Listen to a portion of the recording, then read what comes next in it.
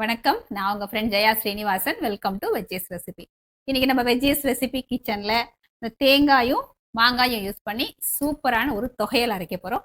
சாதத்துக்கு பிசைஞ்சு சாப்பிட்றதுக்கு ரொம்ப நல்லா இருக்கும். இந்த தொகையல் இருந்ததுன்னா நமக்கு குழம்பு, ரசம் எதுவுமே வேண்டான்னு தோணும். இந்த ஒண்ணே போதும் அப்படின்னு தோணும். இந்த சீசனுக்கு ரொம்ப ஆப்டான ரெசிபி. இந்த தொகையல் அரைச்சி சாதம் பிசைஞ்சு நம்ம லஞ்ச் பாக்ஸ்க்கு எடுத்துட்டு போனா கூட ரொம்பவே நல்லா இருக்கும். ஃபர்ஸ்ட் டைம் சேனலை பார்க்குறீங்கன்னா ப்ளீஸ் சப்ஸ்கிரைப் பண்ணுங்க. பெல் ஐக்கானை கிளிக் பண்ணி ஆல் ஆப்ஷன் கொடுத்துட்டீங்கன்னா நான் போடக்கூடிய எல்லா வீடியோஸும் குயிக்காக உங்களுக்கு ரீச் ஆகும். வாங்க இந்த தேங்காயும் மாங்காயும் யூஸ் பண்ணி ஈஸியாக தொகையில் எப்படி இருக்கிறதுன்னு பார்க்கலாம். அந்த சின்ன சைஸ் இந்த மாதிரி மாங்காய் எடுத்துகிட்டு இருக்கேன். ரொம்ப புளிப்பு கிடையாது. இது மாங்காயை கட் பண்ணிவிட்டு தோல் சீவி எடுத்துக்கணும். இது நான் கல்லாமணி மாங்காய் எடுத்துகிட்டு இருக்கேன். கிளிமூக்கு அப்படின்னு கூட சொல்லுவாங்க. எந்த மாங்காயாக இருந்தாலும் பரவாயில்ல, ரொம்ப புளிப்பு இல்லாமல் எடுத்துக்கிட்டோம்னா நல்லது. ரொம்ப அதிக புளிப்பு சேர்த்துட்டோம்னா அதுக்கு தகுந்த மாதிரி காரம்லாம் நம்ம சேர்க்குற மாதிரி இருக்கும். இது மைல்டாக இருந்தால் டேஸ்ட்டுமே நல்லாயிருக்கும். பாருங்கள், ஃபுல்லாக தோல் சேவியாச்சு. இப்போ அது ரஃப்பாக சாப் பண்ணிக்கலாம். இப்போ நம்ம இன்றைக்கி அரைக்க போகிற தொகையலுக்கு இது மட்டும் நம்ம யூஸ் பண்ணுவோம். இப்படி கொஞ்சம் ரஃப்பாக சாப் பண்ணி எடுத்துக்கலாம். ரொம்ப பெரிய பெரிய பீசஸாகவும் இல்லாமல் ரொம்ப பொடியாகவும் தேவையில்லை. இந்த மாதிரி கட் பண்ணும்போது ஒரு சின்ன பீஸ் சாப்பிட்டு பாருங்கள். எந்த அளவுக்கு புளிப்பு இருக்கோ பார்த்துக்கிட்டோன்னா அது தகுந்த மாதிரி நம்ம காரம் ஆட் பண்ணிக்கலாம். ஒரு மிக்சி ஜார் எடுத்துக்கிட்டு வறுத்த வேர்க்கடலை 2 டேபிள் ஸ்பூன் ஆட் பண்ணிக்கலாம். 4-5 பல்லு பூண்டு, 1 டீஸ்பூன் ஜீரகம்.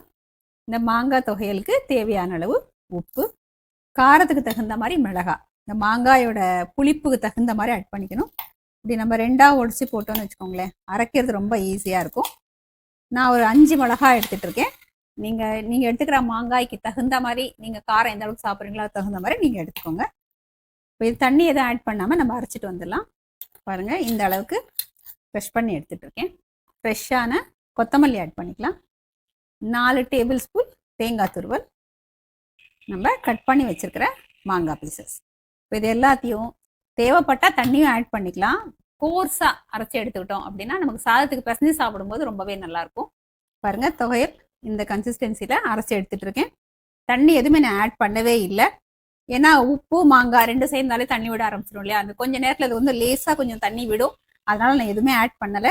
இப்படி இருந்தால் தான் நமக்கு சாதத்துக்கு பிசைஞ்சு சாப்பிட்றதுக்கு நல்லாயிருக்கும். வேர்க்கடலை வறுத்து போட்டிருக்கோம் இல்லையா, அது நமக்கு இந்த தொகையல்ல டேஸ்ட்டாகவும் இருக்கும். அதே நேரம் இந்த உப்பு மாங்காய் சேரும்போது தண்ணி விடும் இல்லையா, அந்த தண்ணியும் அது அதை அப்சர்வ் பண்ணிக்கும். அப்போ நமக்கு தொகையல் ரொம்ப தண்ணியாக இல்லாமல் இந்த கன்சிஸ்டன்சியில் நமக்கு மெயின்டைன் ஆகும். வாங்க இப்போ இந்த தொகையலுக்கு தாளிச்சிடலாம். தாளிக்கிறதுக்காக ஸ்டவ்வில் ஒரு கடாய் வச்சுருக்கேன்.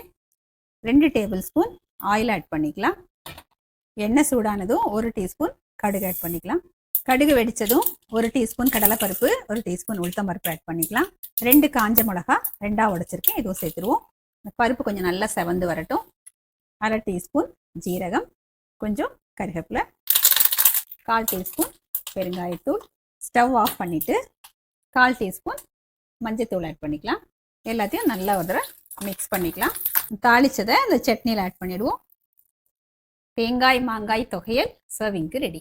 தேங்காய் மாங்காய் தொகையில் சூடான சாதத்தில் கொஞ்சம் நல்லா தாராளமாக நெய் போட்டு தேவையான அளவு தொகையல் போட்டு பிசைஞ்சு சாப்பிட்டோம்னா செம்ம சூப்பராக இருக்கும். நம்ம இன்றைக்கி இப்படி தான் டேஸ்ட் பண்ணி பார்க்க போகிறோம். தேங்காய் மாங்காய் தொகையில் சாதத்தில் நல்லா பிசைஞ்சாச்சு. வாங்க டேஸ்ட் பண்ணி பார்த்துடலாம். சூப்பராக இருக்குங்க. இதில் மாங்காய், பச்சை மிளகா, இந்த தேங்காய், இது 3மே பர்ஃபெக்டாக பேலன்ஸ் ஆயிருக்கு. இந்த மாங்காயோட புளிப்புக்கு தகுந்த மாதிரி அந்த பச்சை மிளகா, இந்த காரம், அந்த தேங்காய் சேர்த்ததுனால ஒரு மாதிரி நல்ல ஒரு லேசான ஒரு இனிப்பு கொடுத்துக்கிட்டு ரொம்ப அருமையாக இருக்குது. கொத்தமல்லி வாசமே சூப்பராக இருக்குது. தாளிச்சு கொட்டணும் அப்படின்னு அவசியம் இல்லை. இருந்தாலும் தாளிச்சதுனால அந்த பருப்பு நடுவில் அந்த கடக்கு முடக்கு நமக்கு சாப்பிடும்போது அதுவும் ரொம்ப நல்லா இருக்கு. இந்த மாதிரி தாளிச்சுட்டு இந்த தொகையல் சாதத்தை பிசைஞ்சு லஞ்ச் பாக்ஸ்க்கு எடுத்துகிட்டு போனால் கூட சூப்பராக இருக்கும். தொட்டுக்கிறதுக்கு நம்மளால முடிஞ்சால் ஏதாவது காய் பண்ணிக்கலாம். நான் இன்னைக்கு கத்திரிக்காய் ஃப்ரை பண்ணியிருக்கேன். இல்லைன்னா அப்பளம், வத்தல், சிப்ஸ் இந்த மாதிரி எது இருந்தாலும் ஓகே, பர்ஃபெக்டாக இருக்கும். கண்டிப்பாக இந்த மாங்காய் சீசனில் மிஸ் பண்ணாமல் ட்ரை பண்ணி பாருங்கள். எப்படி கமெண்ட்டில் சொல்லுங்கள். லைக் பண்ணுங்கள், உங்கள் ஃப்ரெண்ட்ஸ் அண்ட் ஃபேமிலியோட ஷேர் பண்ணுங்கள். புது ரெசிபியோட நாளைக்கு நான் உங்களை மீட் பண்ணுறேன். தேங்க்ஸ் ஃபார் வாட்சிங்.